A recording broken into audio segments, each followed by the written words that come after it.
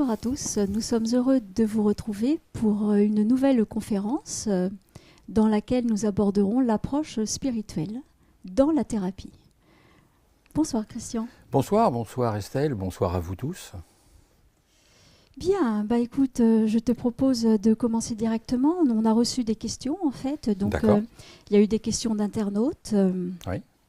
il y a eu des questions d'érectiologues professionnels installés à leur compte, et puis je t'en ai préparé une ou deux aussi, histoire de ne pas te laisser seule. Je te fais confiance. Voilà. Très bien. Alors, on va commencer par la question d'un internaute, en fait, qui explique qu'il vient de perdre son travail et son médecin lui a prescrit des anxiolytiques en lui conseillant de suivre une psychothérapie pour aller mieux. Et l'internaute dit, mais en fait, je dois parler de mon passé et je ne vois pas en quoi parler de mon enfance va m'aider à retrouver du travail. Donc, dans le cadre de comprendre en fait le travail dans une psychologique classique occidentale, il voulait savoir en quoi un travail avec le passé pouvait l'aider. Oui, c'est une très bonne question, parce que, évidemment, comme tout le monde le sait, on ne peut pas revenir sur son passé. C'est déjà la première chose.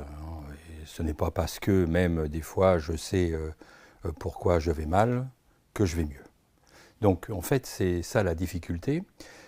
C'est-à-dire qu'on confond très souvent un travail de thérapie qui est toujours très intellectuel avec un travail qui ne doit pas l'être. Mais en général, je dis bien en général, les formes thérapeutiques, tout au moins la psychothérapie, sont en général par la parole, donc quand même relativement intellectuelles. Et on ne peut pas, évidemment, avec l'intellectuel, évidemment, faire un travail de profondeur. Alors évidemment, on interprète la profondeur. Voilà pourquoi. Donc très concrètement, moi mon passé de psychanalyste me l'a fait dire. À un moment donné, les personnes tournent en rond, parce que ça permet de démêler quand même certaines choses. Bien à un moment donné, ça s'arrête tout simplement. On tourne en rond, et puis on s'arrête là. Tout à fait. Donc concrètement, c'est insuffisant, tout simplement. D'accord. Bien. Ok. Un autre internaute disait plutôt qu'il avait l'impression que dans la thérapie occidentale, l'approche n'est que psychologique. Alors la question qu'il te pose, c'est que pouvez-vous m'en dire en fait ? Évidemment, le travail, nous sommes faits de 3 corps en fait. Nous avons un corps physique, évidemment, un corps psychique et un corps énergétique. La pratique, évidemment, qui se trouve dans les psychothérapies, c'est avant tout, pour ainsi dire, psychologique. C'est normal, puisque la personne ne va pas très bien, il n'y a que le psychologique qui peut aller bien. Donc il est évident qu'on s'adresse à lui. Mais j'allais presque vous dire, ou presque te dire, qu'un astre ne peut pas se voir tout seul. Il faut quand même quelqu'un, une personne, pour lui montrer les choses. Seulement si déjà, même l'esprit est déjà perturbé, donc il va voir sa perturbation. Donc c'est pas sûr qu'il voit la réalité des choses qui vont se passer, et évidemment en amont ou en arrière-plan ou en arrière-fond. Alors évidemment, soit on fait un travail en général sur le corps, soit on fait un travail sur l'énergie, soit on fait un travail sur l'esprit. Donc il est évident que là, nous, c'est plutôt, tout au moins dans la pratique, dans notre pratique, c'est plutôt les 3 corps, mais s'il n'y en a qu'un, il est évident que ça ne va pas combler les choses. Parce qu'on ne va pas aller suffisamment assez loin pour pouvoir avoir ce côté non intellectuel. Parce qu'on revient toujours dessus, et l'intellectuel, c'est quelque chose qui est tout à fait intéressant, tout à fait important, mais qui ne peut pas remonter à la source. Oui, alors j'ai envie, par rapport à ce que tu dis, des 3 corps, en fait, le corps, l'esprit, l'énergie, et tu parles de travail intellectuel, donc tu es en train de me dire qu'un travail sur le corps, en fait, déclencherait quel style de travail ? Un travail sur le corps, ça peut être un travail de relaxation, par exemple. Okay. Tu vois, un travail de relaxation, mais quand on a fait de la relaxation, ça fait beaucoup de bien, c'est évident. Vive la relaxation, vive le spa, bien sûr. Mais quand on revient, après, on revient à l'état naturel. hein, et chasser le naturel, Mhm. l'ego revient au galop. D'accord. Quand tu nous parles de travail intellectuel, qu'est-ce que tu entends exactement? Est-ce que tu pourrais te donner un exemple? Travail intellectuel, en fait, c'est de repenser, par exemple, à son passé et de dire son passé. Jusqu'à là, c'est une évidence. On ne peut pas parler de ce qui ne nous appartient pas. Mais dans notre passé, évidemment, si on parle de notre passé, nous ne sommes pas dans notre passé. Le passé n'existe plus. D'ailleurs, il n'a jamais existé, puisque ça a été fait dans le présent. Donc on dit dans le passé, mais en fait, ça a été fait dans le présent. Donc cette présence, c'est-à-dire que je parle de mon passé, par exemple, je parle de quelque chose qui m'est arrivé il y a 30 ans, par exemple, où j'étais enfant, ou par exemple, ce genre de choses. Eh bien, à partir de ce moment-là, je n'en parle qu'intellectuellement avec ma conscience d'aujourd'hui. Mais je n'ai plus ma conscience quand j'avais 10 ans, 12 ans, 3 ans, 17 ans. Je pense l'avoir, mais en fait, je ne l'ai plus. Donc, évidemment, je fais appel très souvent à des faux souvenirs, non pas des souvenirs qui sont idiots, parce que les souvenirs sont là, bien sûr. La table à manger ou la cour d'école est bien là, mais le vécu intérieur n'est plus là. Donc, évidemment, c'est très ambigu. Donc, en fait, ça reste intellectuel. D'accord. Et lorsque tu parlais de travail énergétique, tu pourrais un petit peu définir cela? Alors, le travail énergétique, ben, c'est comme le corps. Bon, là, on a vu qu'il n'y avait que le corps, donc évidemment, et comme nous sommes faits de 3 corps, il n'y en a qu'un qui fonctionne. Donc, évidemment, la globalité n'est pas respectée. Lorsqu'on est évidemment dans l'esprit, c'est la psychothérapie, par exemple. Par exemple, il n'y a pas que ça, mais c'est la psychothérapie. Évidemment, l'esprit est respecté, mais pas le reste. Et si on dit qu'on fait un travail énergétique, d'abord, je ne sais pas trop ce que c'est qu'un travail énergétique, un travail que sur l'énergie, je ne sais pas trop ce que c'est, mais admettons que ça existe, eh bien, ce travail énergétique, eh bien, ce sera qu'une seule partie des 3 corps que nous avons. Donc, à chaque fois, il va y avoir un manque, c'est-à-dire qu'il y a quelque chose qui va être sollicité, et les 2 autres ne le seront pas. Donc à partir de ce moment-là, si les 3 corps ne sont pas respectés, bah, la thérapie sera évidemment assez galvaudée, voire même ne fonctionnera pas, je parle à long terme, à court terme et à long terme. Ça marche sur le moment, ça fait du bien, mais sinon ça ne peut pas fonctionner plus que ça, tout simplement. D'accord. Et donc, lorsque tu expliquais que, par exemple, dans l'archéologie, on a une approche holistique de la personne, c'est-à-dire qu'on s'occupe à la fois de corps, énergie, esprit. Oui. En fait, qu'est-ce que ça apporte alors, d'avoir la présence de ces 3 corps en même temps? Alors, évidemment, l'archéologie est une pratique d'autonomie. C'est-à-dire que c'est une pratique assez spécifique, puisqu'elle fait appel aux 3 corps directement. Elle fait appel, d'une part, au niveau du corps, au niveau du corps physique. Bon, tout ça, bien sûr, est démantelé entièrement dans la formation, parce que là, on n'a pas suffisamment de temps pour pouvoir en parler beaucoup plus. On peut prendre 34 jours si tu veux. On Pas peut de prendre souci. 34 jours, oui, tout à fait, il n'y a pas de souci. Mais donc, il y a cette partie, évidemment, du corps, il y a une partie de l'esprit, c'est évident, et aussi, bien sûr, une pratique et une partie sur l'énergie. Mais on va aborder les 3 corps en même temps. C'est là toute sa spécificité. C'est-à-dire que les 3 corps seront respectés et dans le temps présent, puisqu'il n'y a que le temps présent. Hein, si on en parle un petit peu, juste quelques instants, le passé a été vécu au présent.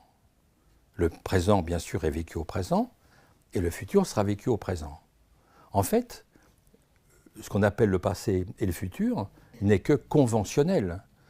Et c'est très bien. Bon, on se donne rendez-vous à telle heure, c'est parfait. On ne va pas non plus, on va pas tergiverser sur quelque chose qui fait du bien. Mais vraiment, la difficulté, c'est de comprendre que, en fait, le passé et le futur n'existent pas. Dans le passé, on l'a vécu au présent, dans ce présent aussi, et dans le futur, on le vivra au présent. Il n'y a que le temps présent. Et on en parle beaucoup d'ailleurs en archéologie, parce que c'est quelque chose d'extrêmement important de voir pourquoi on ne parle que du temps présent. D'une part, parce qu'il n'existe que celui-là, mais dans ce temps présent, il y a évidemment l'esprit, l'énergie et le corps. Le corps, lui, a toujours été dans le temps présent. Hein. Alors si on n'est pas d'accord, il faut consulter, parce que là, ça pose problème. Donc le corps est toujours dans le temps présent, mais l'esprit est toujours dans le passé, dans l'avenir, peu importe, etc. Donc il voyage beaucoup, et l'énergie est tiraillée entre les deux. Donc si ce n'est pas une pratique des trois corps pour que l'énergie prenne place, il est évident qu'on ne pourra pas aller plus loin. Donc il est évident que c'est vraiment une pratique, l'archéologie, qui va donner du sens très profond, parce qu'avec ces trois corps, l'émergence va se faire. Très bien, merci. Une question encore d'un autre internaute qui disait que lorsqu'il va voir son psy, ça lui fait du bien de parler sur le moment, mais même quand il sait que ça ne va pas, ça ne l'aide pas à arrêter le mécanisme des pensées noires qu'il a. Alors, il voulait savoir comment tu pouvais expliquer cela. En fait, j'ai fait appel tout à l'heure un peu à ça, c'est-à-dire que si on parle, on peut en parler intellectuellement de ces mécanismes, enfin, surtout de son mal-être, on peut en parler indéfiniment. On va chercher à régler le problème, en fait, le problème du mal-être. On va chercher à régler un problème qu'on ne peut pas régler puisqu'il n'est plus là, dans le sens où il était. Alors, soit on le fait, soit il continue, et puis c'est assez simple, parce qu'à ce moment-là, si c'est quelque chose d'assez classique, on va dire intellectuel, on peut régler facilement un problème. Mais le problème, en fait, il n'est pas là. Le problème, il est très psychologique, et là, évidemment, ce n'est pas la parole, donc l'esprit, mais dans le sens intellectuel, cette partie juste intellectuelle, qui pourra régler la difficulté. En fait, lorsqu'on commence à parler, il est évident que la parole est aussi une forme d'énergie. Donc, ça fait du bien. On vide son sac, comme on dit, ça fait du bien. Donc, on va voir quelqu'un, on lui parle, ça va mieux. 2 jours après, ça reprend, on va le revoir, ça va mieux. 4 jours après, on va le revoir, ça va mieux. Hein, voilà, c'est ce qu'on appelle une fixité. Et 12 ans après, on en reparle encore et ça va mieux. Bien. Donc tu as bien compris que si ça fonctionnait, mais ça ne peut pas fonctionner. C'est pas que c'est idiot, c'est pas que c'est stupide, bien au contraire. Il faut parler, bien sûr. Mais il ne faut pas s'arrêter là. La parole est absolument exceptionnelle, mais ça ne suffit pas. Pourquoi ? Parce que ça revient. C'est-à-dire que l'énergie qui est sortie, elle continue à revenir. C'est un peu comme un robinet qui fuit, quoi. Bon, il y a une fuite d'eau, on passe la serpillière, c'est OK. Et puis on revient un quart d'heure après, ça continue. En fait, on n'a pas été à la cause qui n'est pas intellectuelle, à la cause qui a été générée par le corps, l'énergie et l'esprit. C'est cette raison qu'on travaille sur les trois. C'est pour cette raison que sinon, dès qu'il y en a un qui manque, ça ne peut pas fonctionner. Quelques instants. Pas la peine de parler à quelqu'un. On part en vacances, chacun part en vacances 15 jours, ça va mieux. En aucun cas, c'est thérapeutique. Je parle dans un côté beaucoup plus fini. Et c'est tout à fait intéressant parce que à ce moment-là, si on commence à s'intéresser à la cause, c'est-à-dire à la fuite, on va dire là la fuite énergétique, c'est un peu plus quand même sympathique qu'une fuite d'eau. Cette fuite énergétique, en fait, eh bien, à ce moment-là, il va y avoir du sens. Et on est vraiment créateur de sens. Parce que dès qu'il n'y a pas de sens, évidemment, quelle que soit l'idée que l'on va émettre, d'ailleurs pour quelqu'un, ce sera, écoute, t'es un peu exigeant, parce que c'est quand même pas si mal que ça, ta vie. Hein, c'est chouette ta vie quand même, hein, tu as un travail, tu as un écran plat, bon, c'est bien, tu peux partir en vacances, bon, ça va quoi, on va pas non plus, qu'est-ce que tu veux de plus ? Il ne s'agit pas de se moquer. Le mal-être n'a pas de frontières. Et on peut avoir, et ce n'est pas par le corps qu'on peut voir la souffrance des gens, mais c'est en les écoutant. Donc déjà, d'avoir cette tendance altruiste à écouter les gens pour pouvoir les aider. Mais très, très souvent, ça ne suffit pas, parce qu'on ne va pas régler le problème de fond, qui est bien sûr cette fuite énergétique, et d'où elle vient, et pourquoi, et comment. Donc c'est tout l'art, bien sûr, aussi d'accompagner. Très bien. J'aurais souhaité que l'on s'attarde maintenant un peu plus sur l'archéologie en elle-même et plus spécifiquement ce qu'on entend nous par thérapie. Tu as parlé juste avant de démarches, alors vraiment très large quand même dans la thérapie occidentale. Nous, la thérapie, c'est à cheval entre l'Orient et l'Occident. Et justement, dans l'archéologie, eh bien, la libération des tensions du corps et de l'esprit permet à la personne de trouver une énergie nouvelle, on en parlait, et donc une vision nouvelle de la vie. Alors, j'aurais souhaité que tu développes un petit peu cette explication que l'on est amené à donner, en fait. Alors, quand on parle de archéologie, on parle évidemment de plusieurs choses. On va parler de psychologie transpersonnelle, c'est-à-dire le spirituel intégré à la personne. Chaque personne est spirituelle. La personne a un esprit. Esprit, spirit, c'est dans ce sens-là. Et puis, évidemment, spirituel. Spirituel, ça veut dire que chacun est fait de, on peut dire, d'une exégèse intérieure primordiale qui va donner, évidemment, ce que l'on appelle certaines formes de connaissances, ce qu'on peut appeler, nous, les valeurs, par exemple, ce qu'on peut appeler aussi le sens profond de notre vie, c'est-à-dire toutes ces valeurs intrinsèques que nous avons, pour faire court, parce que sinon on va développer un peu trop loin. Donc évidemment, si on ne fait pas appel à cela, il est évident qu'il manque toujours quelque chose. C'est ce qui se passe. Quand les gens vous disent, tu as un écran plat, ils disent oui, mais il manque encore quelque chose. Oui, mais enfin, tu as quand même tout ça, et puis tu as quand même réglé ton problème. Puis oui, mais il manque encore quelque chose. Mais enfin, qu'est-ce qui te manque? Je ne sais pas, il me manque quelque chose en moi. Ah oui, mais ça, il faut que tu ailles le chercher en toi. C'est très gentil, mais je fais comment? Ah ben ça, je ne sais pas. Ben nous, on sait. C'est-à-dire qu'il est évident que c'est la partie spirituelle. C'est-à-dire la partie du sens. Et chacun a son sens. C'est-à-dire que nous, on ne donne pas le sens en disant, voilà, le sens, c'est celui-là. C'est ce qu'on nous inculque un petit peu très souvent. La vie, c'est comme ça, faut faire ceci, il faut faire cela, elle est toute tracée, etc. Et on s'aperçoit, qu'en regardant dans le rétroviseur, que ce n'est pas vrai du tout. Donc il faut faire très attention à toute cette partie qui est évidemment spirituelle, puisque moi, je l'ai appelée intelligence spirituelle. C'est-à-dire, c'est la première forme d'intelligence qui va donner du sens à toutes les autres formes d'intelligence. Et c'est ça qui est vraiment magnifique, et c'est ça qui manque souvent aux gens. Dans la thérapie, on va dire classique, pas qu'occidentale, mais classique, on arrive quand même à démêler des choses. Il ne faut pas non plus, et puis il y a des fois ça suffit, ce n'est pas la peine non plus de vouloir absolument faire que de l'archéologie.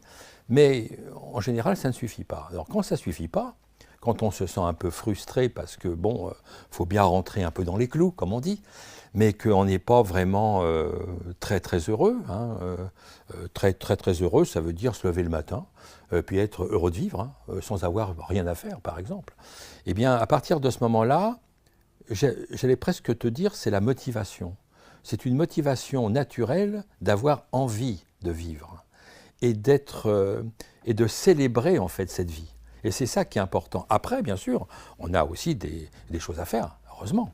Mais si ce n'est pas accompagné par la partie spirituelle de la personne, c'est-à-dire cette partie dont elle cherche et dont elle ne trouve pas, eh bien, la thérapie ne peut pas se faire parce qu'il ne peut pas y avoir transformation.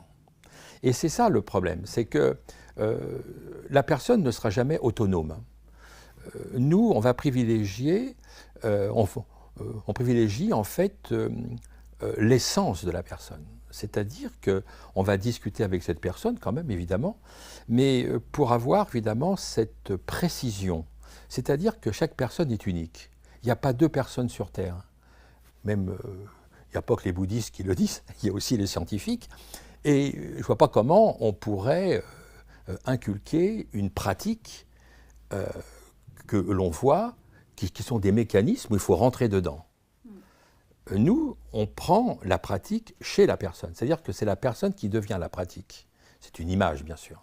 À partir de ce moment-là, Que la personne aime le bleu ou le vert, ça n'a aucune importance. Mais est-ce que c'est cohérent avec le rouge qu'elle est en train de mettre? Et c'est ça où je vais l'interroger. Donc en fait, c'est cette partie spirituelle extrêmement intéressante qui va émerger. C'est parce qu'évidemment, il y a une profondeur dont on ne peut pas faire venir sur un plan très subtil avec seulement l'intellectuel, mais plutôt une profondeur d'âme qui va évidemment aller avec des modifications d'état de conscience de temps en temps, puisque la relaxation et la méditation sont des états de conscience modifiés et aussi des niveaux de conscience. Donc évidemment, avec cela, on va pouvoir atteindre une partie beaucoup plus profonde que dans la veille attentive que nous avons actuellement et qui va permettre cette émergence intérieure. Donc nous, on est vraiment dans les trois corps, d'une part, et dans ces trois corps, on va aller chercher ce qui manque. Ce n'est pas nous qui allons la chercher, mais c'est la personne, mais qu'est-ce qui manque à cette personne? Il y a qu'elle qui le sait. Oui, mais elle n'y arrive pas. Ben nous, on sait comment faire. Tu dis il y a quelqu'un qui le sait, mais des fois elle n'arrive pas à le dire justement. Elle sent qu'il lui manque quelque chose, mais si on lui dit quoi, elle n'arrive pas à le définir forcément en fait. Elle sent qu'il y a quelque chose qui cloche, comme on dit familièrement. Il y a un truc qui ne va pas, mais elle est incapable de dire ce qu'il lui faudrait. Absolument. C'est pas parce que on sait ce que je ne veux plus que je sais ce que je veux. Et c'est là le sens. C'est parce que nous sommes dans une dualité. Toujours, il y a toujours deux petites voix intérieures. Hein. Tant qu'on n'est que deux, ça va. C'est juste une petite névrose, c'est pas grave. Mais après, il faut voir. Quand on est 36, là, il faut quand même s'inquiéter. Alors quand on est 36, il faut augmenter le loyer, parce qu'autant de monde à l'intérieur, ça fait beaucoup. Absolument.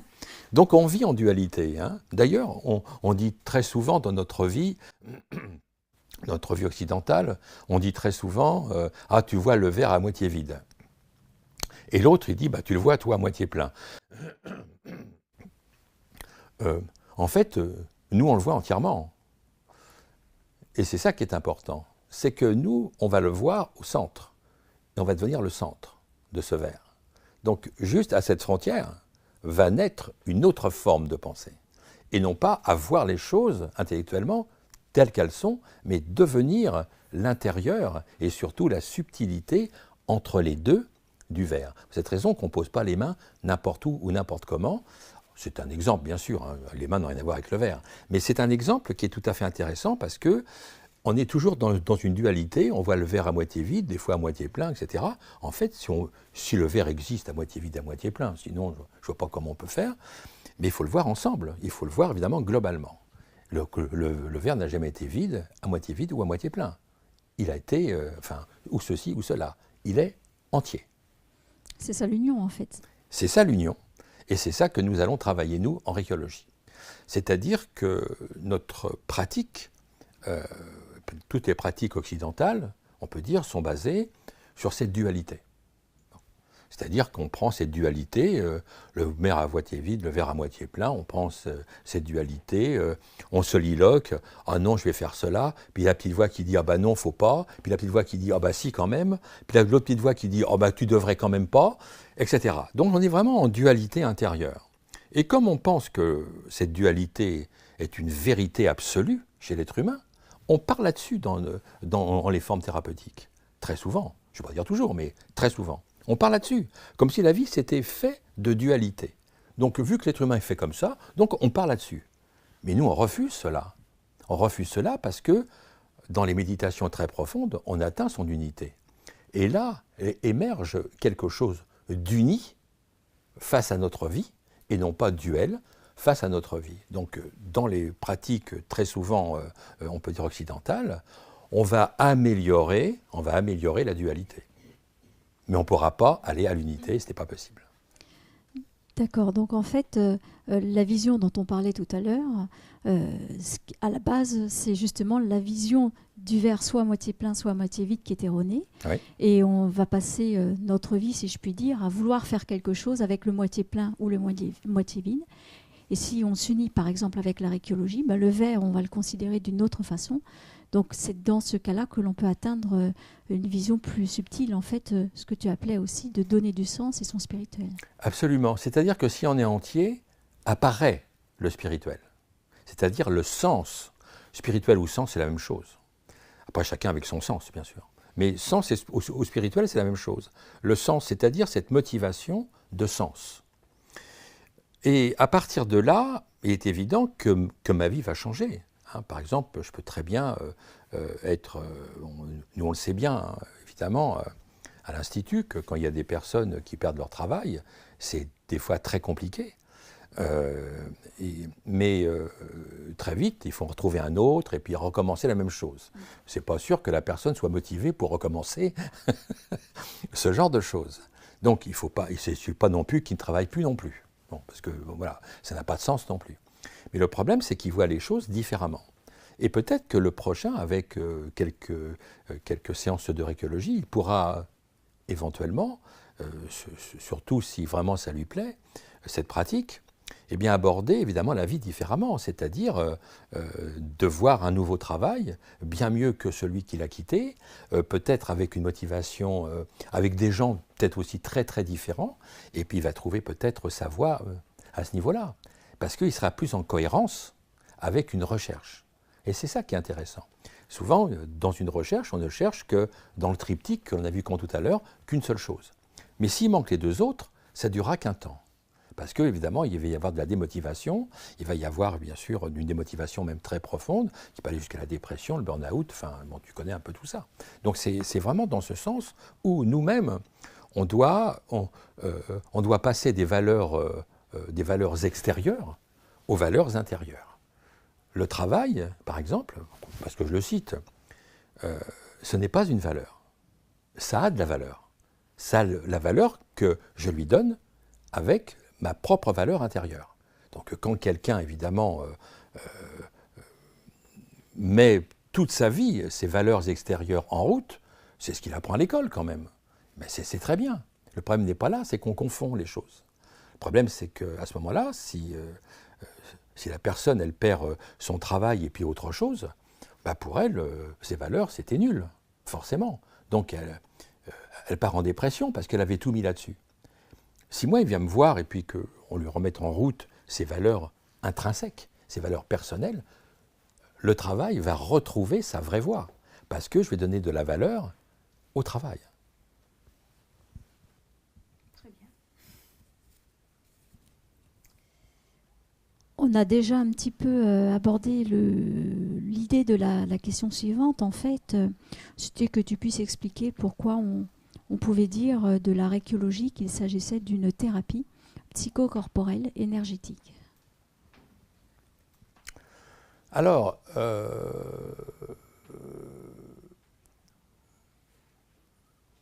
la pratique psychocorporelle énergétique, en fait, c'est avant tout, ce que je dis tout à l'heure, d'avoir une union intérieure. C'est-à-dire que, évidemment,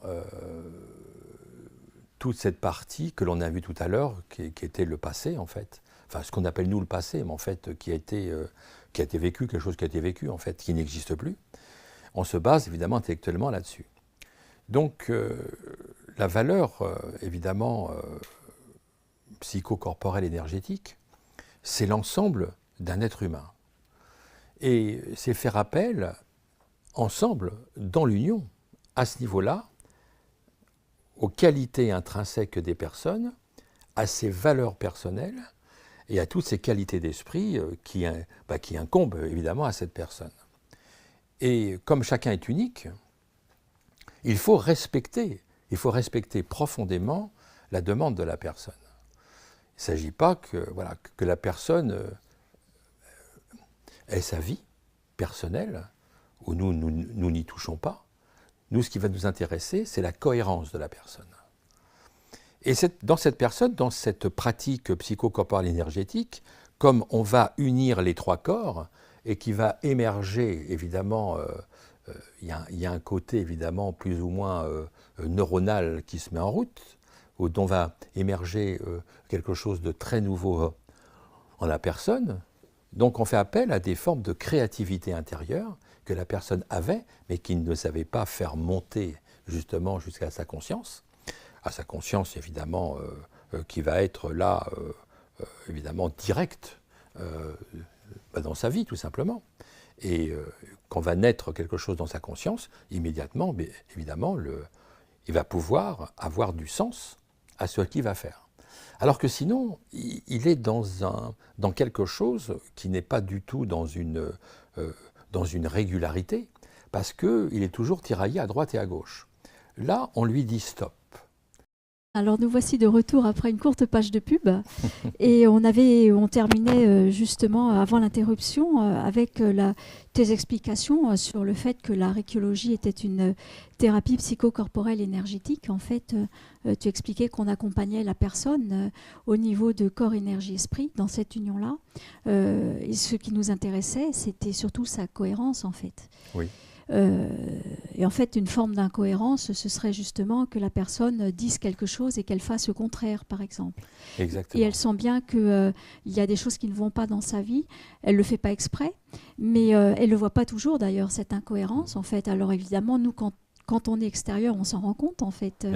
On regarde quelqu'un, on se dit, mais je ne comprends pas, il a dit ça, il fait autre chose à la place. Mais la personne, elle, quand on lui parle, elle ne le voit pas comme ça. Si elle s'en rend compte, en fait, elle va dire, bah, tu sais, je ne peux pas faire autrement. J'aimerais bien faire autrement, mais je ne sais pas comment faire. Donc, on parlait surtout de cette cohérence, en fait, d'aider la personne à s'unir intérieurement et dans cette union intérieure, bah, de trouver sa cohérence qui lui permettent d'avoir une union dans son mode de pensée et aussi dans son comportemental dans sa vie. Et donc forcément, les fruits qu'elle a, des actes qu'elle met en place, sont aussi des fruits d'union pour elle. Bien sûr, absolument. Oui, tout à fait. Il y a vraiment, c'est vraiment cela. Hein. C'est-à-dire que la personne, elle pourra... nous, on va s'occuper de sa cohérence. Donc, que la personne aime le bleu ou le vert... ou qu'elle soit comme ceci ou comme cela, ça ne nous importe pas. C'est étant donné que vous aimez le vert et le bleu, et vous êtes toujours en rouge, vous pouvez m'expliquer. Donc nous, on n'a pas de contrainte, on a une ouverture d'esprit qui va permettre évidemment cette partie-là. En fait, c'est nous que la personne, elle ait cette vie-là, ça ne nous regarde pas. Par contre, c'est la cohérence dans cette vie qu'elle veut avoir. C'est ça qui m'intéresse. Et donc sa cohérence en fonction de ses valeurs profondes dont tu parlais. Bien sûr. Et c'est ça qui est tout à fait intéressant parce qu'on ne cherche pas à donner des modèles en fait aux personnes. Elles sont leurs propres modèles et comme tu le disais tout à l'heure, elles sont uniques. Oui. Et on est très loin des manipulations mentales puisqu'en fait on apprend finalement quelque part aux personnes, étant en accord avec elles-mêmes, à penser par elles-mêmes en fonction de ce qu'elles souhaitent pour elles-mêmes. Et pas en fonction de ce qu'on leur dit qu'elles doivent faire parce que c'est comme ça qu'on doit faire ou parce que c'est comme ça que la majorité pense. En fait, nous, on déconstruit tout ce genre de schéma pour aider les personnes à faire émerger leur propre mode de pensée, bien sûr. Et c'est ça le bonheur véritable, c'est que la personne soit en parfait accord avec elle-même dans cette cohérence intérieure de pensée, de vécu et puis aussi du corps. Tu as parfaitement compris. Je crois que j'étais bien formée, en fait. Oui, puis d'ailleurs, en général, les manipulateurs se manipulent eux-mêmes. Hein. Oui, donc, c'est clair, c'est clair. Très bien. Ils finissent par même plus y croire. Non. Bien, bah écoute, si tu le permets, on va enchaîner avec la question d'un internaute.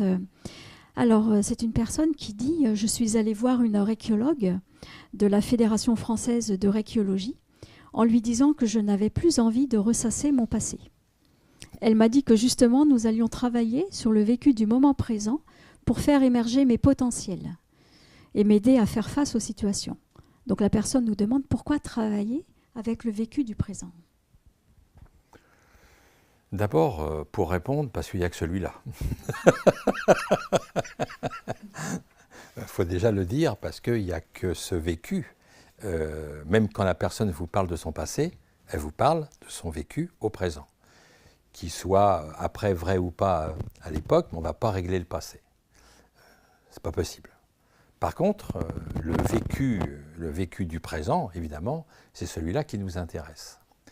Donc, en fait, voilà, si par exemple, je travaille avec une personne C'est un travail que... C'était quoi exactement le sens de la question?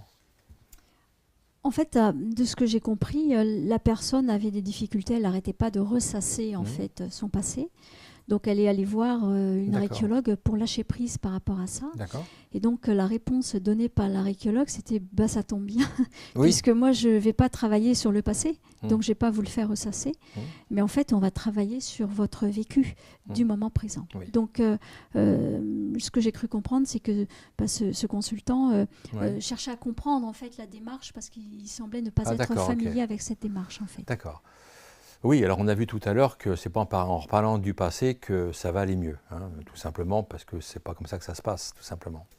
Alors, il est évident que de faire un travail dans cette présence du temps, d'abord, on ne peut avoir enfin, si je parle d'un archéologue, c'est quelqu'un qui ne peut avoir que cette démarche, puisque lui-même est une qualité de présence qui permet d'accompagner. C'est le sens même de l'accompagnement, c'est d'être une qualité de présence. Donc je ne vois pas comment on pourrait être différent. Si on est différent, on ne peut pas avoir cette qualité de présence et on ne peut pas évidemment amener l'autre à être autre part que dans le présent. Et c'est dans ce présent, j'ai dit comment tout à l'heure, c'est ça qui est important, c'est que le corps est toujours au présent, l'esprit est toujours en train de vagabonder au passé, au futur, je ne sais pas où. Et puis, entre les deux, il y a l'énergie qui est super tendue. Et en fait, ramener ces trois corps vont permettre à la personne d'être entière et d'avoir enfin accès à son spirituel. Mais si on parle du passé ou du futur, on va dire une projection de l'esprit, eh bien, ce n'est que partie remise, parce que ça reste intellectuel, parce qu'on ne peut pas le vivre. Si on raconte son passé, on ne peut pas le vivre. C'est impossible. C'est ce qu'on pense, bien sûr. Et bien si, je le sens bien, là. Oui, mais je le sens, quand je dis je le sens, c'est intellectuel, et mon vécu n'est pas ma conscience d'avant ou du futur. Donc c'est complètement erroné. Donc pour cette raison que c'est très important de comprendre cette difficulté que nous avons à se dire, voilà quoi, le passé n'existe pas, le futur non plus. Par convention, je suis d'accord. Il s'agit pas, on peut dire hier, avant-hier, le problème n'est pas là. Mais par convention. Mais en fait, c'est toujours le corps qui se dégrade dans le temps présent. Donc le temps ne passe pas. C'est nous qui passons. Message reçu.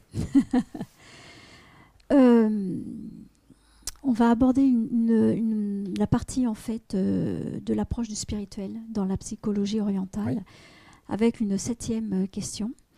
Et en fait, bon, c'est vrai que nous, on a parlé de psychologie orientale, mais en fait, c'est surtout, il faudrait surtout l'appeler une psychologie méditative et qui fait appel à la phénoménologie. Est-ce que tu peux nous dire 2 mots sur la phénoménologie ? Alors, la phénoménologie, en fait, ça fait appel à des phénoménologues, c'est-à-dire des gens qui ont travaillé en phénoménologie. On peut citer plutôt vers notre tradition, on peut citer Merleau-Ponty ou le philosophe Husserl, par exemple, qui ont été un peu les précurseurs, on va dire, de la phénoménologie, on peut dire de notre époque, voilà, pour être plus simple. La phénoménologie, en fait, c'est ce qui est dans l'esprit. C'est-à-dire, ce sont les phénomènes qui sont dans notre esprit. Je t'en cite deux, tiens, comme ça. Il y a un phénomène qui est bien connu, c'est ce qu'on appelle les rêves. Donc, on a l'impression que c'est vrai. Et il y a un phénomène, une espèce sur un écran mental, il y a un truc qui se passe, avec des couleurs, des sons, etc. Alors que je ne peux pas voir, puisque j'ai les yeux fermés, les écoutilles terminées, mais je peux entendre, je peux discuter, je peux faire plein de choses. Donc c'est un phénomène qui arrive à ma conscience. C'est ça la phénoménologie. C'est l'explication de la trame d'expérience, d'instant en instant, de ce qui se passe. C'est donc mon esprit. Et si on découpe le cerveau, on ne voit pas tout ça. Il n'y a pas le neurone du rêve, le neurone du bleu, du vert, des mathématiques, etc. Mais restons à la phénoménologie, mais la phénoménologie existe bien sûr, puisque c'est une étude de l'esprit, mais qui est insubstantielle. L'esprit, évidemment, si par exemple je te dis, tiens, tu as des pensées, tout le monde est d'accord pour ça. Bon. Et je te dis, bah, tiens, les pensées, mets-le derrière le microscope que je regarde la pensée. Tu vas me dire, c'est pas possible. Et si je découpe le cerveau, il n'y a pas de pensée non plus. Ça pose problème, évidemment. Alors, évidemment, la phénoménologie, en fait, c'est l'explication de l'esprit insubstantiel qui est bien présent en nous. Par exemple, je pense à des choses. Donc les pensées, je ne les vois pas. Ce n'est pas quelque chose que je peux voir. On est d'accord, on pense. Très bien. D'un seul coup, tiens, je pense à quelque chose et j'imagine un cactus sous un ciel bleu, bon, qui me rappelle mon voyage, etc. Tout ça, c'est un phénomène qui m'apparaît à ma conscience. Là, en ce moment, on regarde la salle avec des gens très bien, et à ce moment-là... Jusqu'ici. Et à ce moment-là, eh bien, voilà. C'est un phénomène qui arrive à ma conscience par tout un tas de biais extrêmement subtils. Parce qu'on va dire, bah, c'est les yeux qui voient. Oui, mais ce n'est pas les yeux qui découvrent. Elles voient, bien sûr, c'est un appareil photo, hein, comme on dit, hein, ok. Mais le décodage de ce que je vois, ce sont les phénomènes qui sont à l'intérieur. Je vois du marron, je vois des formes, je vois des gens, je vois des lunettes, des trucs, des machins. Bien. À partir de ce moment-là, tout ça, c'est ce qu'on appelle la phénoménologie, qui est extrêmement vaste, évidemment. Nous avons 8 consciences. Donc il est évident que c'est très très vaste, le niveau de la conscience. Et à l'intérieur de ces consciences, il y a plein de phénomènes exceptionnels, jusqu'à la partie très subtile que l'on appelle la forme spirituelle. Donc tout ça, évidemment, c'est à respecter, c'est évident. Alors, étant donné qu'on a 8 consciences et tous ces phénomènes dont tu parles, c'est ce qui explique des fois on a des images qui nous arrivent à l'esprit, on ne sait pas ce que c'est, on ne sait pas ce que vient faire l'image, on a des pensées qu'on n'aimerait pas avoir qui sont là. Donc en fait, c'est toute cette explication de ce genre de choses qui nous arrivent, sur lesquelles on ne peut pas donner de sens justement. Mais la phénoménologie, c'est une approche en fait, une science de l'esprit qui va expliquer en fait comment ça naît et pourquoi ça vient. Et puis si ça nous dérange aussi, ce qu'on peut en faire ou ne pas en faire. Oui, parce que sinon, si ça ne sert pas à grand-chose, ça sert à rien. Voilà, tout à fait. Donc c'est toute cette partie qui est très subtile, évidemment, où ça intéresse énormément, évidemment, toute personne humaine, évidemment, puisque c'est l'explication même de la spiritualité humaine, dans le sens laïque, hein, bien sûr, hein, mais cette forme intéressante, quand je dis spirituel laïque, ça peut être, je ne sais pas moi, un paysan qui siffle sur son tracteur en regardant un papillon. Ça, c'est très spirituel pour lui. Ça peut être ça, le spirituel. Ce n'est pas forcément quelque chose qui est absolument au-delà de nous-mêmes. Tout ça, c'est encore une façon égotique de voir les choses. Mais tout ce qui sort de notre esprit n'est que dans notre esprit. Ça ne peut pas être autre part. Donc c'est là où c'est intéressant, c'est comment ça se fait qu'il y a un mal-être qui arrive, comment ça se fait qu'il y a un bien-être qui est là, pourquoi un mal-être, un bien-être, et tout ça, c'est l'explication phénoménologique des situations humaines, que l'on aborde bien sûr avec brio, parce que les gens sont très intéressés, lors de la formation, bien sûr. Oui, tu parlais tout à l'heure de l'esprit matériel. C'est vrai qu'on est tous d'accord pour dire qu'on pense, en fait, qu'on a une conscience, mais quand on regarde bien, si je puis dire comme ça, en fait, l'esprit n'a pas de poids, il n'a pas d'odeur, il n'a pas de goût, il n'a pas de couleur, et pourtant, il est là, quoi. Donc alors évidemment, si on dit qu'il faut arrêter tes pensées, étant donné qu'on ne sait même pas comment les agripper, finalement, c'est très difficile. Donc la phénoménologie va expliquer et donner une approche, justement, pour comprendre déjà, mais aussi, on va dire, discipliner, maîtriser cela, et puis cesser d'être importuné si ça ne vous importunait, en fait. Oui, exactement. C'est-à-dire que là, on va avoir, parce que ce qui intéresse les personnes, évidemment, c'est comment arrêter ses pensées, par exemple. Alors, on y est fait pour penser, on n'essaye pas d'arrêter les pensées, Mais, Et puis, tu m'excuses, je t'interromps, pour nous oui. les femmes, ça va être très difficile d'arrêter les pensées. Je suis tout à fait d'accord avec toi, mais Elles se marrent pas, là. Les femmes dans la salle, elles se marrent pas du tout, là. mais ceci dit, un peu sérieux, mais dans ce sens, c'est là où que c'est important, c'est de se dire, mais en fait, pourquoi j'irais mieux? C'est quoi le bonheur? C'est quoi le bien-être? Parce que, évidemment, dans l'esprit, il y a plusieurs choses, il y a 8 consciences. C'est vaste. Et elles sont infinies. Donc, évidemment, on a du mal à aller chercher l'essence, l'essentiel, qui va être dans notre démarche humaine, peu importe ce que l'on fait. C'est donner du sens. Et donner du sens, je me souviens, j'ai eu la chance, vraiment une grande chance, d'avoir des entretiens et surtout des enseignements avec des très grands lamas. Et Bokar Rinpoche disait, quand vous ouvrez une porte, dites « j'ouvre la porte vers l'éveil ». C'est donner du sens. Et quand vous la fermez, il nous disait « fermez la porte sur l'ego ». C'est intéressant. Et quand on fait ça, en fait, bien, pousser une porte, ça a du sens. Sinon, ça n'a pas beaucoup. Ce que je suis en train de dire, c'est que tout acte, quel que soit l'acte, a besoin de sens. A besoin de sens très profond. Et c'est ça aussi qui est intéressant. C'est ce sens qui va nous donner cet espoir. Tout est dit là. C'est cet espoir qui n'est pas un espoir vain ou un espoir complètement fantasmagorique, idiot presque des fois. C'est un espoir qui est naturel et qui s'appelle, chez l'être humain, cette motivation naturelle. Et bien sûr, on en reparlera, parce que là, on n'a pas le temps, mais c'est cette motivation naturelle qui va permettre d'aborder la vie sur un acte, quel qu'il soit, pour la personne, bien sûr. C'est évident, pour la personne, quel qu'il soit, et donner du sens profondément à sa vie. Très bien. Une question d'un de nos élèves, alors on a abordé déjà tout cela, mais j'ai quand même la poser. À quoi cela sert-il d'intégrer la notion de spirituel en psychologie orientale ?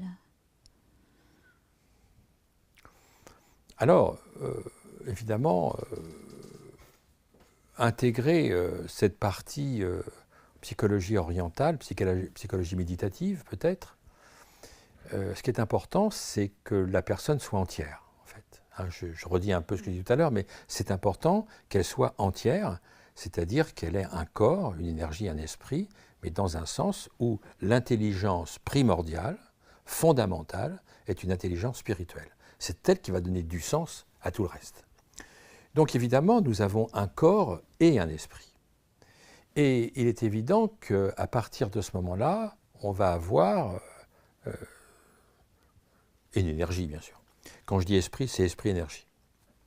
On va voir évidemment cette tendance à vouloir travailler sur l'un, sur l'autre. Et de vouloir, étant donné notre éducation, transformer avec l'intellectuel. Ce qui n'est pas possible. Ce qui n'est pas possible, pourquoi? Parce que si je fais appel à la sensation, il est évident que si je goûte un fruit, par exemple, que je n'aime pas, je peux dire intellectuellement que je l'aime, je vais le rejeter quand même. Et c'est pour cette raison que c'est très ambigu, en fait. Et que cette spécialité, on va dire, de psychologie méditative va permettre cette union intérieure faisant appel à ces références intérieures dont on rêve, dont on va voir les psys, etc., pour quand même trouver du sens, pour trouver du sens ou autre chose, suivant les gens qui vont vous dire, voilà, moi, j'y arrive pas, quoi. J'y arrive pas, je me démotive pour tout, je ne trouve pas de sens à cela.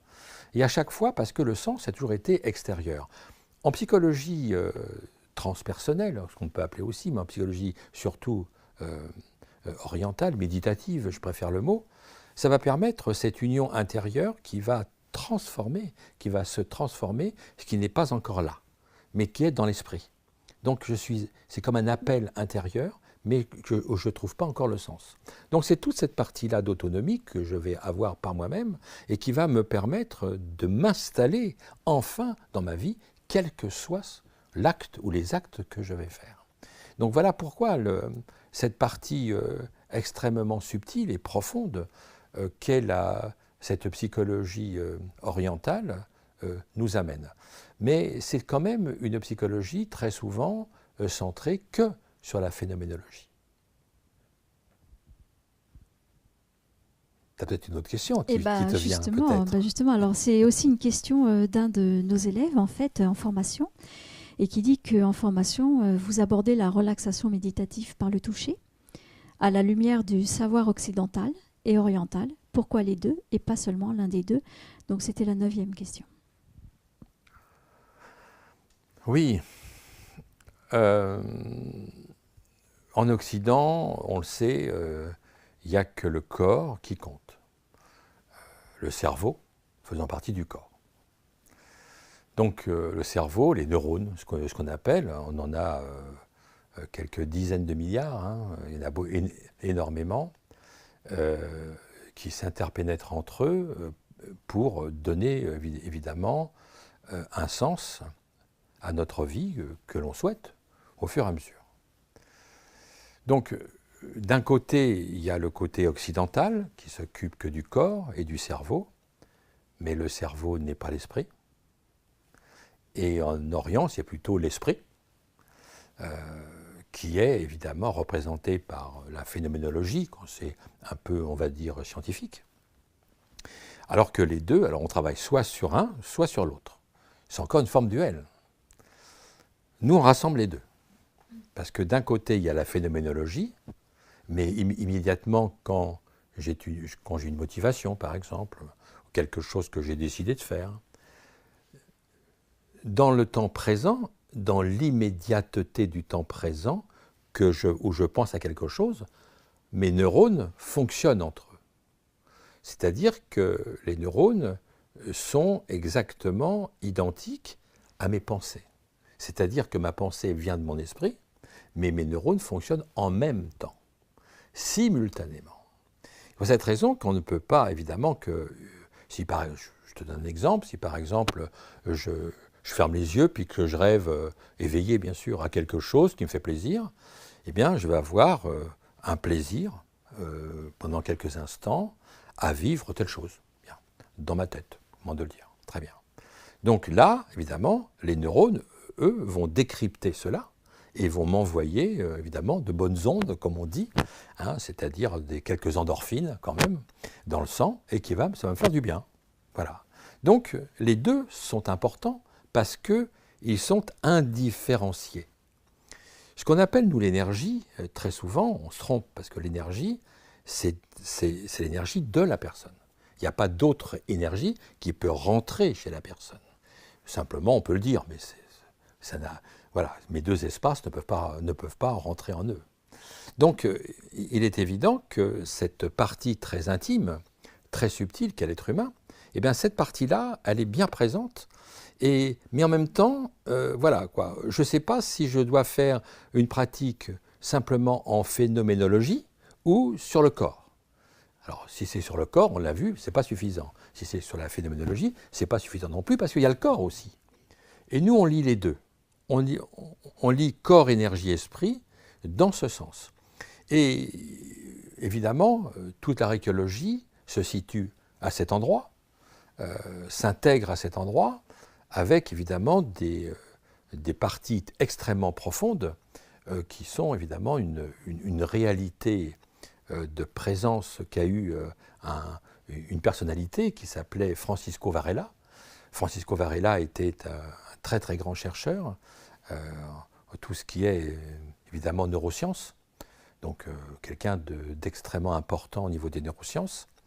Il a fondé d'ailleurs avec le Dalai Lama Man and Life, où il y a beaucoup de scientifiques qui se réunissent chaque année avec le bouddhisme pour justement donner les deux sens, physique et psychologique, on va dire phénoménologique et bien sûr physique, pour que ça soit cohérent des deux côtés, et non pas que d'un seul, qui serait simplement une croyance et pas du tout une connaissance.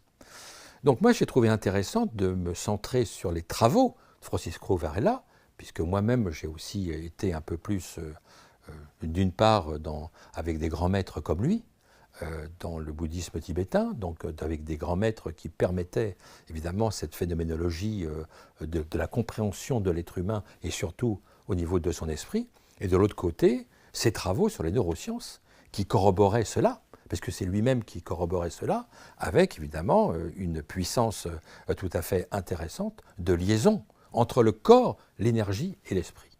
Donc ce sont des thèses qui sont là, c'était donc des travaux qui étaient là, et il fallait que je m'en inspire, pour que puisqu'on était dans le même état d'esprit, pour créer l'archéologie, et merci à lui, bien sûr. Très bien. On terminera par une question qui porte sur les pièges de la psychologie transpersonnelle, qui est aussi une question d'un élève, et qui dit en formation, vous dites que le piège serait de vouloir aller mieux en fumant la moquette, entre guillemets, hein, mais que modifier des états de conscience ne sert à rien s'il n'y a pas de transformation. De quelle transformation parlez-vous ? Évidemment, si on modifie ces états, ces niveaux de conscience tous les jours, ne serait-ce que quand on va se coucher et qu'on dort, le sommeil est un état de conscience, un niveau de conscience et un état de conscience. C'est-à-dire que si je suis, par exemple, si j'ai un état de conscience, par exemple, en ce moment, voilà, j'ai un état de conscience pas de veille ordinaire, de veille naturelle, on va dire ça comme ça. Voilà, on parle, on discute, tout va bien. Voilà. Je ne serais pas aussi profond que si, sauf que j'ai travaillé énormément, mais sinon je ne serais pas aussi profond que si je suis évidemment en état hypnotique. Donc l'état hypnotique, par exemple, d'hypnose ou sophrologie, ce sont des états modifiés des niveaux et des états de conscience. Les deux vont avec. Un niveau de conscience, par exemple, le sommeil. C'est un niveau de conscience. Un niveau. Là, c'est un niveau où il y a évidemment, pour dire un peu les choses, dans le cerveau, il y a des ondes cérébrales, et puis là, qui sont assez fortes. Puis quand on commence un peu à s'endormir, ça baisse légèrement. Mais évidemment, ça, c'est le niveau de conscience. OK. Le sommeil aussi, ça baisse encore un peu. C'est le niveau de conscience. Mais dans mon niveau de conscience, il y a mes états de conscience. Là, en ce moment, on peut très bien se mettre en colère, par exemple. Dans le rêve, c'est plus compliqué. Enfin, je veux dire, dans le sommeil, c'est plus compliqué. Donc, on n'est pas donc, on modifie les niveaux de conscience pour modifier les états de conscience. Et évidemment, on s'est aperçu que dans ces différents niveaux de conscience, avec des ondes cérébrales extrêmement différentes, que dans des états, θ par exemple, alpha aussi, mais θ, c'était quelque chose de la plus profonde, et c'est là qu'il peut y avoir transformation. Transformation de quoi ? Transformation de ma perception, c'est-à-dire avec ma propre conscience, bien sûr, pas avec la conscience des autres. Avec ma propre conscience, en fait, bon, par exemple, si je rêve, et puis que je fais un rêve magnifique, bah, je suis très heureux, quoi. Et ça me procure de la joie, etc. Donc, alors que si ça se trouve, si j'étais dans le même temps éveillé, ça ne me ferait rien du tout. Donc ce sont des mécanismes qui me permettent de me transformer. Par exemple, d'un seul coup, je peux devenir heureux, malheureux, énervé, je ne sais pas quoi, bien. Mais dans les états spécifiques, donc dans des états θ, qui sont des états évidemment méditatifs, ça va permettre de toucher un petit peu, c'est un peu, tiens pour t'expliquer, c'est un peu comme le verre à moitié vide, à moitié plein. À la superficie d'à moitié vide, à moitié plein, si on met un petit opercule et puis qu'on appuie dessus, il y a quelque chose qui monte. Et finalement, le verre va devenir complètement plein ou complètement vide. Ça va dépendre du côté où on va le mettre, où on va le vider ou pas. Mais en fait, il y a quelque chose en nous. Alors, je ne peux pas rentrer trop maintenant parce que ça demanderait des explications où il faut beaucoup plus de temps. Mais disons qu'à un certain niveau de conscience et surtout avec les trois corps qui s'unissent, va s'ouvrir quelque chose que l'on peut appeler nous l'inconscient et qui va monter au conscient. C'est quelque chose qui est naturel avec bien sûr des étapes évidemment de conscience qui peuvent être plus ou moins détaillées et plus ou moins abordées. Mais dans l'état de conscience, nous, où on va se trouver, quand on fait une pratique de récréologie, la personne qui non pas qui pratique aussi, mais surtout celle qui est allongée, elle va au fur et à mesure aller dans des états de conscience très modifiés pour atteindre des états, évidemment, θ, où c'est là, mais sans qu'elle s'en aperçoive, il va y avoir une nouvelle vision. Et de cette nouvelle vision intérieure va naître une nouvelle plasticité cérébrale, neuronale, qui va permettre aussi d'être dans ce mécanisme pérenne. Alors que si c'est simplement on modifie les états de conscience, ça fait du bien. Mais quand on revient, on n'a pas changé. Alors que là, il y a... Donc, les états de relaxation sont très bien, mais pas suffisants. Parce qu'on va se relaxer, on peut faire un massage, une relaxation, ça fait beaucoup de bien. Mais ça ne change pas profondément ma vie. Donc, pour que les choses changent profondément, il va falloir que j'aille plus loin. Il va falloir que j'aille chercher en moi, je disais comme tout à l'heure, ce qui me manquait. Et ce qui me manque, en fait, c'est cette partie inconsciente qui est dans cette conscience, mais j'ai du mal à la faire monter. Nous, on sait comment. Le fameux, tu disais tout à l'heure, je sais ce que je ne veux plus, mais je ne sais pas encore ce que je veux. Absolument. C'est cette partie-là, en fait. C'est cette partie-là qui va monter. D'accord. Et là, je vais savoir. Je vais savoir, mais c'est bien sûr. Et c'est quelque chose qui est c'est quelque chose d'exceptionnel, et bien sûr, que l'être humain a. Et chez tout le monde, ce n'est pas du tout un don ou quoi que ce soit. Tout le monde a cela. Et puis, ça va permettre à la personne aussi de se réaliser, de réaliser sa vie. Quelle que soit cette personne, quelle que soit son envie, quelle que soit sa situation, ses cultures.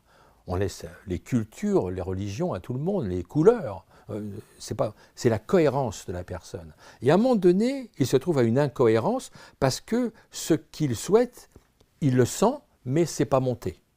Donc il risque de faire des bêtises ou des choses pour pouvoir y arriver, bien sûr. Et elle risque d'aller chercher là où elle ne la trouvera pas, c'est-à-dire vers d'autres personnes, vers l'extérieur, alors que c'est en elle, en fait. Évidemment, tout est en soi. Le bonheur est en soi, bien sûr. Il n'est pas en dehors. Parce que s'il était en dehors, vous savez, on l'aurait trouvé depuis longtemps. On dirait, écoute, c'est à droite, c'est là-bas, au fond de la cour, et puis on irait. Non, ça, c'est des blagues, bien sûr que non. Et le Dalai Lama, d'ailleurs, le fera aussi. Je crois qu'on ne s'embêterait pas à travailler, on irait tous le voir pour qu'il nous le donne. Voilà, en 2 jours, je te donne ma conscience, mon énergie, bien sûr. Voilà. Il y en a qui le font. Alors là, c'est du Reiki, Mickey, Donald... Dingo, voilà, c'est Walt Disney, quoi. Voilà. D'accord. Donc c'est vraiment une reliaison à soi-même, en fait, vers sa profondeur, le fameux spirituel. C'est une reliaison, d'ailleurs, religaré, c'est bien ça. C'est se relier à soi-même, parce qu'on a tout en nous, et tout le spirituel que l'on demande est en nous. Par contre, comment aller le chercher? Ça, c'est une autre histoire. Oui, en fait, la récologie, c'est une pratique de réconciliation avec soi-même. Tout à fait. Avec cette partie qui est là, mais qui ne s'exprime pas. Exactement. Pouvoir se réconcilier avec cette partie. Se réconcilier avec soi. Donc, en se réconciliant avec soi, on va se réconcilier avec le monde, évidemment. Voilà à peu près, pour te parler un petit peu de... Alors, le transpersonnel, il faut faire attention, parce que le transpersonnel, c'est pas... Si tu me permets d'ajouter, oui, parce que dans le transpersonnel, il y a des formes New Age aussi qui sont là. Donc, ce n'est pas du tout le New Age. C'est plus des reliaisons sur...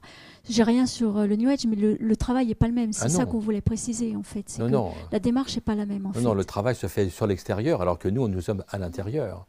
Non, c'est vraiment un travail extrêmement profond. C'est-à-dire que le transpersonnel, ce n'est pas fumer la moquette et puis se prendre 3 bouffées, et puis d'un seul coup, on part, je ne sais pas où, dans le pays inconnu, qui est le nôtre, d'ailleurs, qui est des fois notre esprit un peu sombre, ou un peu trop éclatant. Non, ça, on peut le faire, c'est pas gênant. Mais quand on revient, rien n'a changé. Il n'y a pas eu de transformation. Et c'est ça le problème, c'est que je parle chez le psy, etc. S'il n'y a pas de transformation, ça n'avance pas. Oui, puis le risque quand la personne comme ça, si elle prend son pied de cette façon, mais quand elle revient, rien n'a changé, en fait, elle peut tendre à vouloir de plus en plus s'échapper de sa vie de maintenant, une sorte de fuite, pour justement pouvoir accéder encore à ce côté intérieur où je prends mon pied, quoi. Mais en fait, ce qu'elle ne voit pas, c'est qu'elle se dissocie de plus en plus de son spirituel. Exactement. Pensant qu'elle se relie à son spirituel. Absolument. C'est tout à fait ça. Tu fais bien de le dire parce que c'est très important cette partie-là. C'est-à-dire que le spirituel, c'est pas fumer la moquette. Hein. Et j'ai rien, enfin chacun fait ce qu'il veut, c'est pas du tout une critique. C'est simplement, c'est pas ça. Quoi. C'est d'expliquer le sens du travail que l'on fait quand on parle de spirituel. Exactement. Nous, ici. Le spirituel, ça sert dans la vie. C'est-à-dire que beaucoup de personnes, pour reprendre un peu ce que tu dis, simplement aussi, c'est-à-dire qu'il y a beaucoup de personnes qui, vivement que je rentre chez moi, que je fasse ma petite méditation, ma petite sophro, mon petit truc, mon petit machin, etc., mon petit côté transpersonnel, voilà, la petite truc transpersonnel, etc., peu importe comment on va l'appeler. Mais ça, c'est pour fuir la vie. Moi, je ne suis pas du tout d'accord avec ça. C'est pour fuir la vie. Chacun a le droit de faire ce qu'il veut, le problème n'est pas là, mais ce n'est pas une transformation. C'est-à-dire que non seulement ce n'est pas une transformation, mais en plus je vais y retourner. Parce qu'il est évident, et de plus en plus. Et fuir la vie, évidemment, c'est agréable pour beaucoup de personnes. Alors qu'en récologie, c'est l'inverse. Vivement que l'on travaille pour être en plein dans la vie. Et c'est toute la quintessence de ce travail intérieur qui va monter, ce spirituel, qui va donner du sens. Mais sans ce sens-là, la vie, elle n'a pas de sens, ou peu de sens. Ou tout au moins, le sens que je lui ai donné va s'arrêter un jour ou l'autre. Parce que, évidemment, nous sommes dans quelque chose qui s'appelle l'impermanence. Et à chaque fois que je vais avoir un travail, il va s'arrêter un jour. Donc si je n'ai pas de sens à donner sur un plan très global dans ma personnalité, je vais être malheureux un jour ou l'autre. Et c'est ça aussi le sens spirituel, c'est donner du sens, que chacun donne le sien bien sûr, mais chacun a le sien en lui. Et c'est pour cette raison qu'il fallait le chercher. Mais c'est surtout pas le transpersonnel, c'est tout, sauf avoir des modifications d'état de conscience, soit par de l'alcool en passant par des substances, ou simplement des fois des modifications d'état de conscience avec des respirations extrêmement fortes. Pourquoi pas? Mais est-ce que c'est transformant? Le problème n'est pas là. Est-ce que c'est transformant? Alors si c'est pour fuir la vie, oui. Mais si c'est pour rentrer dedans, j'en suis pas sûr. Nous, on préfère faire cela pour rentrer dans sa vie. Et rentrer dans la vie, bien sûr. Ce qui revient à dire être pleinement présent à ce qui se passe, en fait. Pleinement présent et donner du sens spirituel à ce qui arrive. Parce que la vie, évidemment, se déroule d'instant en instant. Voilà. Je te remercie. Moi, je t'en prie, avec plaisir. Voilà, les questions que j'avais sont maintenant terminées. Je pense qu'on peut demander à certaines personnes si elles ont... avec plaisir.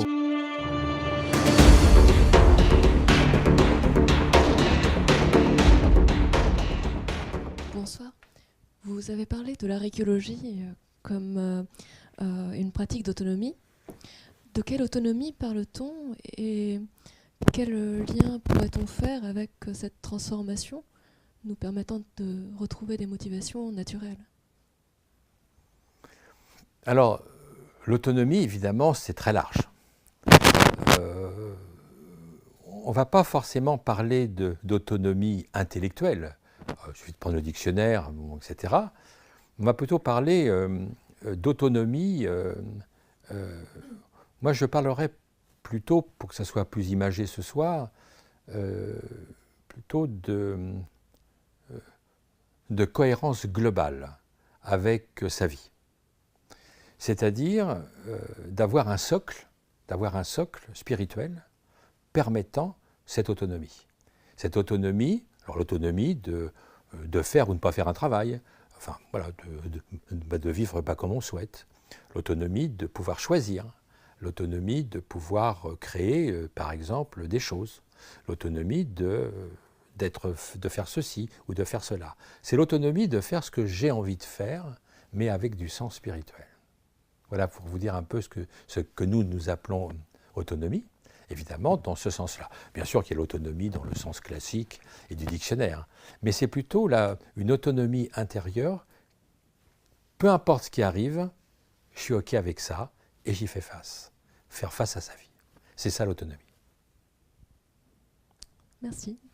Est-ce que j'ai répondu à la question? Oui, tout à fait. Merci.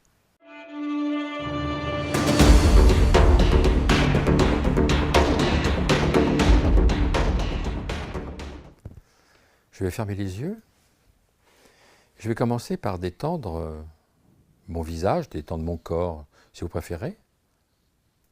Mais il faut que ça soit un vécu, ressenti, et non pas juste intellectuel.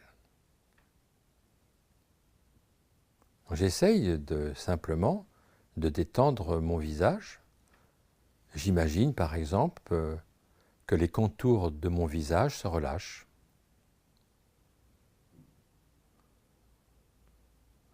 Et je reste sur ce vécu.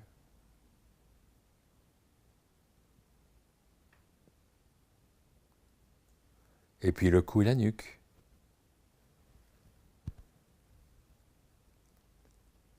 Et puis au fur et à mesure, tout mon corps, des épaules jusqu'aux doigts de pied. Et j'imagine tout mon corps, du visage jusqu'en bas, où tous les contours se relâchent. Par exemple, je relâche bien mes bras, mes avant-bras sont pesants.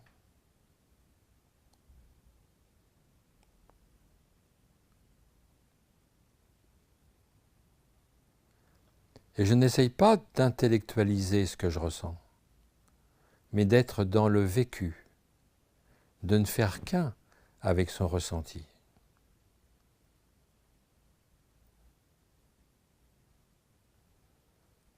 Au fur et à mesure, je sens cette ouverture.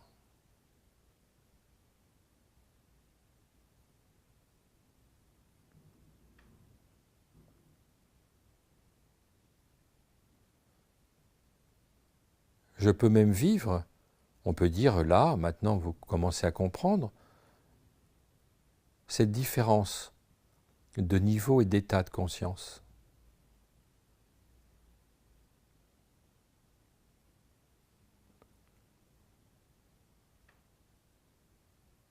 Si je me détends, ayant déjà un peu moins de tension,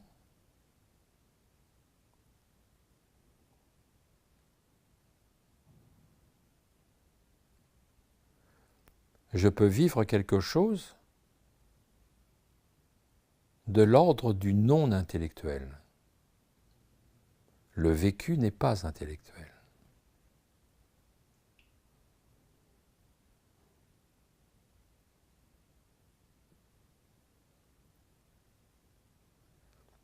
Je peux prendre contact avec cette vivance et vibrance intérieure.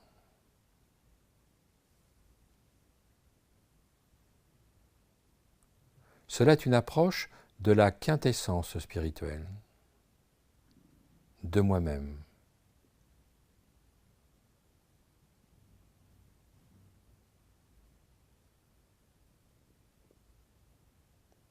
D'essayer de faire qu'un avec son vécu. C'est cela l'approche de la méditation.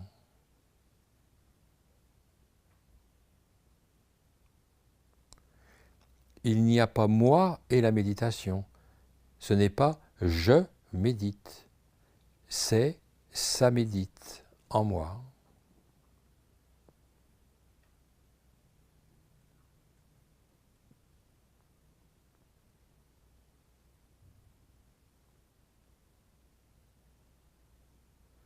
On peut même sentir des fois, rapidement, des peurs diminuer.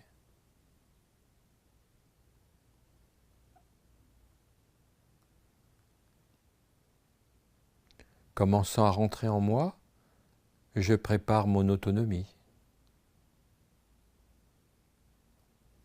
Certaines formes de peur disparaissent.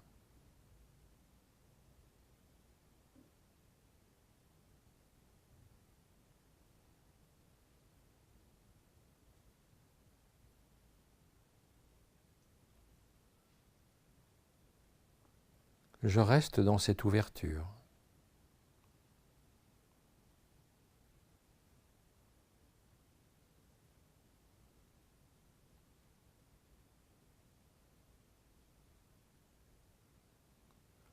Sans rien vouloir, sans rien refuser.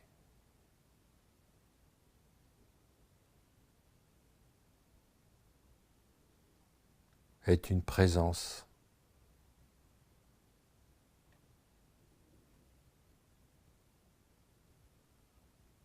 Juste une présence.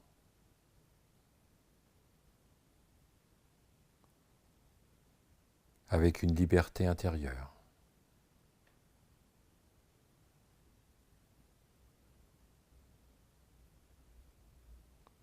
Là démarre le spirituel.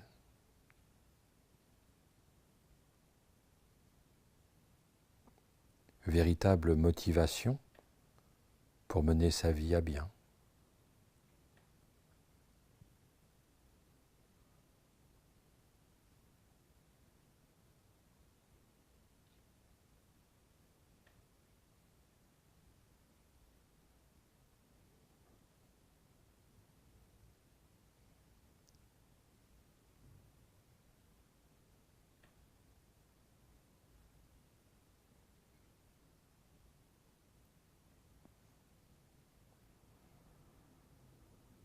Puis je vais respirer 3 fois par le ventre.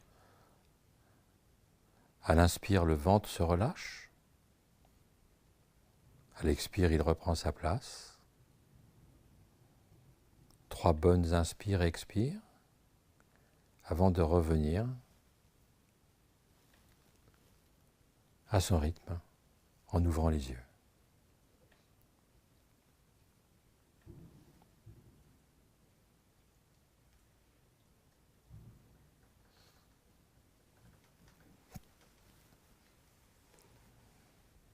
Voilà.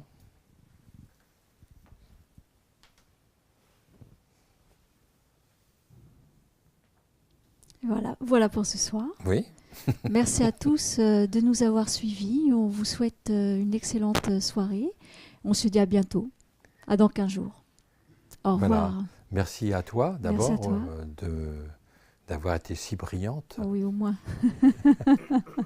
Merci à tous ceux qui sont là, bien sûr, qui nous suivent, et puis à tous ceux qui nous regardent. Un au revoir et à très bientôt, en tous les cas. Merci. Merci.